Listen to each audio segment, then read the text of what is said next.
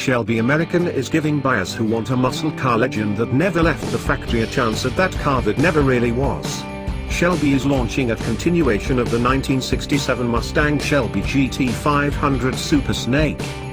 The continuation cars will be built from original 1967 Mustangs. That means real Ford vans and original titles. The cars are then completely stripped to bare metal for Super Snake conversion by Shelby. If you're looking for even more authenticity, the company will help find an original Shelby fastback to undergo the transformation. Just like the continuation Cobras that Shelby American has built, the company will consider the car's authentic Shelbys.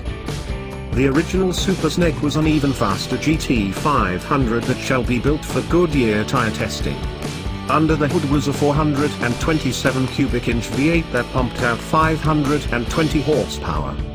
It also had bigger front brakes, a locking rear end, and rear traction bars. The car topped 170 miles per hour. Shelby and employee Don McCain wanted to build a production run, but with an anticipated price of more than $8,000, the project was deemed too expensive and shelved. The single car built has sold for more than $1.3 million. Now, 50 years later, Shelby is going to build 10 Super Snakes. The 427-inch V8 is still the heart of the car, making over 550 horsepower. Aluminium and iron block options are available. And just like the original, this car gets the Super Snake triple stripe. The continuation cars will be built to order, and start from $249,995.